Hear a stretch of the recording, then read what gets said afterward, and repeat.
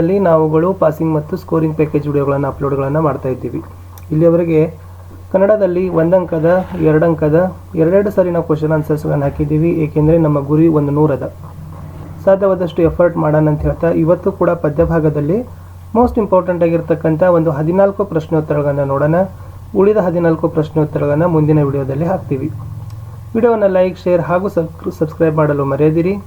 ನಮ್ಮದೇ ಒಂದು Telegram group ಅದ ಸ್ಟಡಿ ವಿತ್ ಪರಶುರಾಮ್ ಅಂತ ಲಿಂಕ್ ವಿಡಿಯೋದ ಡಿಸ್ಕ್ರಿಪ್ಷನ್ ಬಾಕ್ಸ್ನಲ್ಲಿ ಹಾಕಿದ್ದೀನಿ. ಅದಕ್ಕೂ ಕೂಡ ಬಂದು ಜಾಯ್ನ್ ಆಗಿ. ಸೊ ಹೋಪ್ ನೋಡೋಣ ವಿದ್ಯಾರ್ಥಿಗಳೇ ಯಾವೆಲ್ಲ ಕ್ವಶನ್ಸ್ ಇದ್ದಾವೆ, ಏನು ಉತ್ತರ ಇದ್ದಾವೆ ಅಂತ. ಪ್ರಶ್ನೆ 1. ಹಡಗನ್ನು ಯಾವುದರ ಬೆಳಕಿನಲ್ಲಿ ಮುನ್ನಡೆಸಬೇಕಿದೆ? ಉತ್ತರ: ನಮ್ಮ ಬದುಕಿನ ಸುತ್ತಮುತ್ತಲೂ ಕವಿದಿರುವ ಕತ್ತಲೆಯನ್ನು ಕಳೆಯಲು ಪ್ರೀತಿ ಎಂಬ ಹಣತೆಯನ್ನು ಹಚ್ಚಬೇಕು.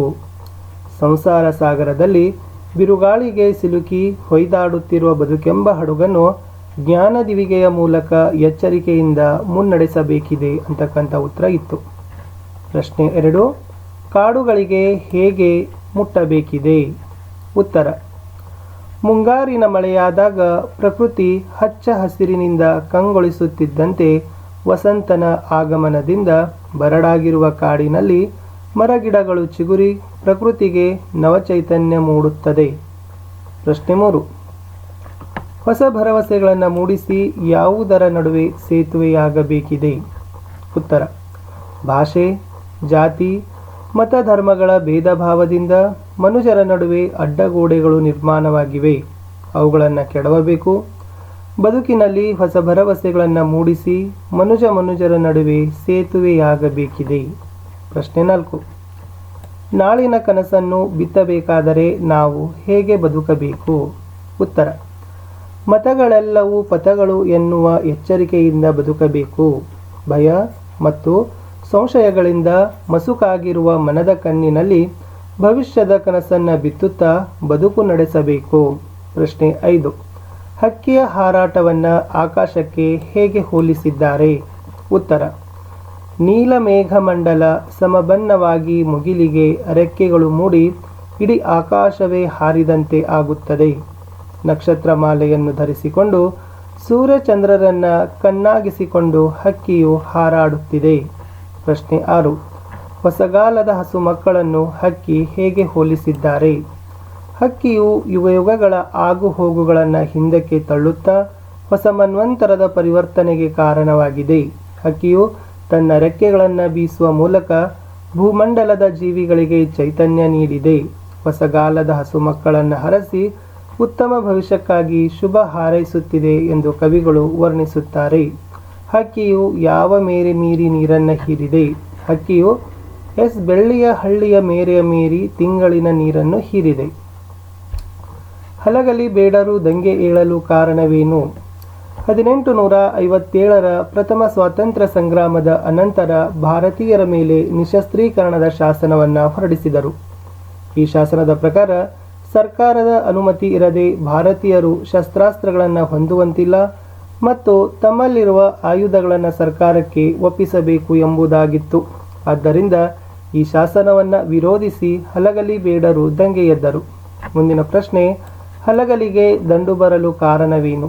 ಉತ್ತರ: ಹಲಗಲಿಯ ಬೇಡರು ಬ್ರಿಟಿಷ್ ಸರ್ಕಾರ ಹೊರಡಿಸಿದ್ದ ನಿಶಸ್ತ್ರೀಕರಣದ ಆದೇಶವನ್ನು ವಿರೋಧಿಸಿ ತಮ್ಮಲ್ಲಿರುವ ಆಯುಧಗಳನ್ನು ಕೊಡಲು ಒಪ್ಪದೇ ದಂಗೆ ಎದ್ದರು.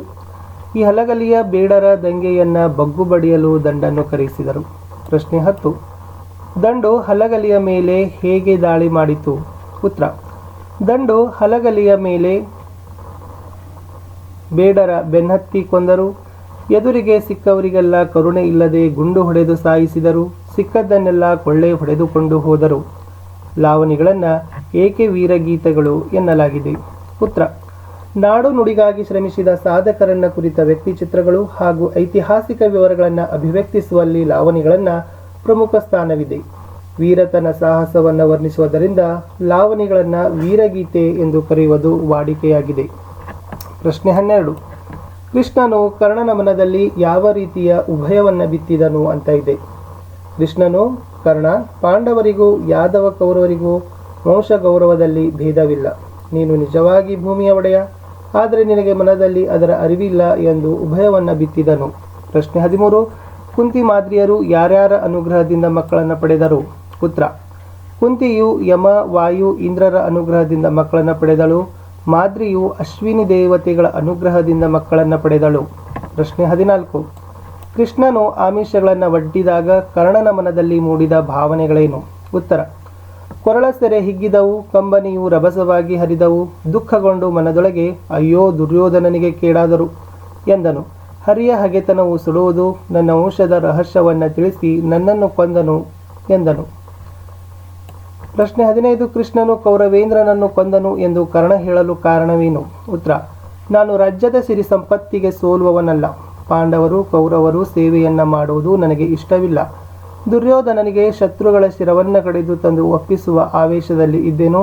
ಆದರೆ ನೀನು ನನ್ನ ಜನ್ಮ ರಹಸ್ಯವನ್ನು ತಿಳಿಸಿ ದುರ್ಯೋಧನನನ್ನು ಕೊಂದೆ ಎಂದನು.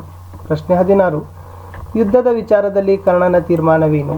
ಉತ್ತರ: ನಾಳಿನ ಯುದ್ಧವು ಮೃತ್ಯುದೇವತೆಗೆ ಭೋಜನಕೂಟ ಆಗುವಂತೆ ಮಾಡುವುದು, ಕೌರವನ ಉಪಕಾರದ ಋಣ ತೀರಿಸುವಂತೆ ಮಾಡುವುದು, ಯುದ್ಧರಂಗದಲ್ಲಿ ಲೆಕ್ಕವಿಲ್ಲದಷ್ಟು ವೀರ ಯೋಧರ ಕೊಂದು ತನ್ನ ಒಡೆಯನಿಗಾಗಿ ಪ್ರಾಣವನ್ನು ಬಿಡೋದು, ಪಾಂಡವರನ್ನು ನೋಯಿಸದಿರೋದು ತೀರ್ಮಾನವಾಗಿತ್ತು. ಪ್ರಶ್ನೆ 17. ಕವಿಗೆ ಯಾವ್ಯಾವುದರಲ್ಲಿ ಆಗಸದಿಂದ ಬಿಸಿಲವರೆಗೂ ಹಸಿರು ಕಾಣುತ್ತಿದೆ? ಅಶ್ವಯುಜ ಮಾಸದ ನವರಾತ್ರಿಯಲ್ಲಿ ಪ್ರಕೃತಿಯಲ್ಲಿ ಹೆಪ್ಪುಗಟ್ಟಿದ ಹಚ್ಚ ಹಸುರಿನಿಂದ ಕವಿಗೆ ಆಗಸವು ಹಾಗೂ ಆಗಸದಲ್ಲಿನ ಮುಗಿಲ ಬಣ್ಣವು ಹಸುರಾಗಿ ಕಾಣುತ್ತದೆ. ಗದ್ದೆಯ ಬಯಲಿನಲ್ಲಿ ಸೊಂಪಾಗಿ ಬೆಳೆದ ಭತ್ತದ ಪೈರುಗಳು ಹಸುರಾಗಿ ಕಾಣುತ್ತದೆ. ಮಲೆಯಲ್ಲಿ ಹಾಗೂ ಕಣಿವೆಯಲ್ಲಿ ದಟ್ಟವಾಗಿ ಬೆಳೆದ ಗಿಡಮರಗಳು ಹಸುರಾಗಿ ಕಾಣುತ್ತದೆ. ಪ್ರಕೃತಿಯೇ ಹಚ್ಚ ಹಸುರಿನಿಂದ ಕೂಡಿರುವುದರಿಂದ ಸಂಜೆಯ ಬಿಸಿಲು ಸಹ ಕವಿಗೆ ಹಸುರಾಗಿ ಕಾಣುತ್ತದೆ. ಪ್ರಶ್ನೆ 18. ಹಸುರು ಸಕಲೇಂದ್ರಿಯಗಳನ್ನು ವ್ಯಾಪಿಸಿದೆ ಎಂದು ಕವಿಯು ಹೇಗೆ ವರ್ಣಿಸಿದ್ದಾರೆ? ಉತ್ತರ: ಅಶ್ವಯುಜ ಮಾಸದ ನವರಾತ್ರಿಯಲ್ಲಿ ಪ್ರಕೃತಿಯಲ್ಲಿ ಹೆಪ್ಪುಗಟ್ಟಿದ ಹಚ್ಚ ಹಸುರಿನಿಂದ ಕವಿಗೆ ಸಕಲೇಂದ್ರಿಯಗಳಲ್ಲೂ ಹಸುರಿನ ಭಾವ ಕಾಣುತ್ತದೆ. ಪ್ರಕೃತಿಯಲ್ಲಿ ಅರಳಿದ ಹೊಸ ಹೂವಿನ ಕಂಪನ್ನ ಹಸುರಿನ ಭಾವದಿಂದ ಮೂಗು ಅಘ್ರಾಣಿಸುತ್ತದೆ. ಎಲೆಗಳ ತಂಪು ಮೈಗೆ ಹಸುರು ಸ್ಪರ್ಶದ ಆನಂದವನ್ನು ನೀಡುತ್ತದೆ. ಮರಗಿಡಗಳ ಪೊದರಿನಿಂದ ಬರುವ ಹಕ್ಕಿಯ ಕೊರಲಿನ ಇಂಪು ಕವಿಗೆ ಹಸಿರಿನ ಆನಂದವನ್ನು ನೀಡುತ್ತದೆ. ಹಸುರು ಇಳೆಯ ಉಸಿರಾಗಿದೆ. ಹೀಗೆ ಹಸುರಿನ ಶಾಂತತೆಯ ಭಾವ ಆನಂದದ ಭಾವವನ್ನು ನೀಡುತ್ತದೆ. ಪ್ರಶ್ನೆ 19. ಕವಿಯಾತ್ಮವು ಹಸುರುಗಟ್ಟಲು ಕಾರಣವಾದ ಹಿನ್ನೆಲೆಯ ಅಂಶಗಳೇನು? ಅಶ್ವಯುಜ ಮಾಸದ ನವರಾತ್ರಿಯಲ್ಲಿ ಪ್ರಕೃತಿಯಲ್ಲಿ ಹೆಪ್ಪುಗಟ್ಟಿದ ಹಚ್ಚ ಹಸುರಿನಿಂದ ಕವಿಯಾತ್ಮವು ಪ್ರೇರಿತವಾಗಿದೆ. ಅಶ್ವಯುಜ ಮಾಸದ ನವರಾತ್ರಿಯಲ್ಲಿ ಪ್ರಕೃತಿಯಲ್ಲಿ ಎತ್ತ ನೋಡಿದರೂ ಹಸಿರು ಕಂಗೊಳಿಸುತ್ತದೆ. ಇಲ್ಲಿ ಅಲ್ಲಿ ಇಲ್ಲಿ ಎಲ್ಲೆಲ್ಲೂ ಹಾಗೂ ಕಡಲಿನಲ್ಲೂ ಪ್ರಕೃತಿಯು ಹಸುರಿನಿಂದ ಕೂಡಿ ಹಚ್ಚ ಹಸುರಾಗಿದೆ. ಕವಿಯ ಒಡಲಿನ ನೆತ್ತರು ಸಹ ಈ ಹಸುರು ಭಾವಾದಿಮದ ಕೂಡಿ ಪುಳಕಗೊಳ್ಳುತ್ತದೆ. ಪ್ರಕೃತಿಯ ಹಚ್ಚ ಹಸುರಿನ ಹಿನ್ನೆಲೆಯಲ್ಲಿ ಕವಿಯಾತ್ಮವು ಹಸುರುಗಟ್ಟಿ ಹಸುರು ಭಾವವನ್ನು ಮೈದುಂಬಿಕೊಂಡು ಶಾಂತಿಯನ್ನು ಅನುಭವಿಸುತ್ತದೆ. ಪ್ರಶ್ನೆ 20 ನೋಡ್ಕೊಡ್ರಿ. ಉತ್ತರ: ತಾನು ಹೋರಾಡುತ್ತಿರುವುದು ನೆಲಕ್ಕಲ್ಲ ಛಲಕ್ಕೆ ಎಂದು ದುರ್ಯೋಧನ ಹೇಗೆ ವಿವರಿಸ್ತಾನೆ? 21. ಈ ನೆಲದೊಡನೆ ತಾನು ಸಹಬಾಳ್ವೆ ಮಾಡುವುದಿಲ್ಲವೆಂದು ದುರ್ಯೋಧನ ಹೇಳುವುದೇಕೆ? ಪಾರ್ಥ ಭೀಮರ ಬಗೆಗೆ ದುರ್ಯೋಧನನ ಅಭಿಪ್ರಾಯವೇನು? ವಾಲ್ಮೀಕಿ ಆಶ್ರಮಕ್ಕೆ ಯಜ್ಞಾಂಶವು ಬಂದ ಬಗೆಯನ್ನು ವಿವರಿಸಿರಿ. ಯಜ್ಞಾಂಶದ ಹಣೆಯಲ್ಲಿದ್ದ ಪಟ್ಟಿಯಲ್ಲಿ ಏನೆಂದು ಬರೆಯಲಾಗಿತ್ತು? ಕುದುರೆಯನ್ನು ಕಟ್ಟೋ ವಿಚಾರದಲ್ಲಿ ಮುನಿಸುತರಿಗೂ ಲವನಿಗೂ ನಡೆದ ಸಂವಾದವನ್ನು ಬರೆಯಿರಿ.